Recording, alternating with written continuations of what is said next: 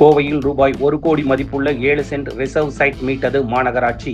கோவை மாநகராட்சி 52வது வார்டு அண்ணா நகர் அருகில் உள்ள பெரியார் நகரில் 5.17 ஏக்கர் பரப்பு கொண்டது.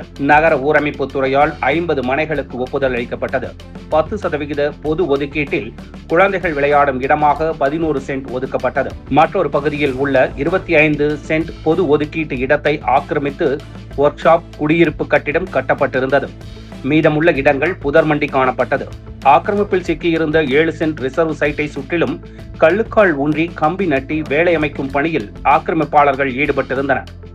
தகவலறிந்து மாநகராட்சி நகரமைப்பு அலுவலர்கள் பீளமேடு காவல்துறை உதவியுடன் மாநகராட்சிக்கு சொந்தமான இடத்தில் போடப்பட்டிருந்த கம்பி வேலியை பொக்லைன் இயந்திரம் மூலம் இடித்து அகற்றினர். புதர் மண்டி கிடந்த இடத்தை சுத்தப்படுத்தினர். 7 சென்ட் ரிசர்வ் சைட் ஆக்கிரமிப்பில் இருந்து மீட்கப்பட்டது. இதன் மதிப்பு ரூபாய் 1 கோடி ஆகும். மீதமுள்ள பகுதிகளில் 2 ஆக்கிரமிப்பு வீடுகள் உள்ளன. அவற்றை இடித்து அகற்ற மாநகராட்சியிலிருந்து நோட்டீஸ் விநியோகம் செய்ய உத்தரவிடப்பட்டுள்ளது. வீடுகளை காலி செய்தும் இடித்து அகற்றிவிட்டு சுற்றிலும் கம்பி வேலி அமைத்து அறிவிப்பு பலகை வைக்க நகரமைப்பு பிரிவினர் முடிவு செய்துள்ளனர்.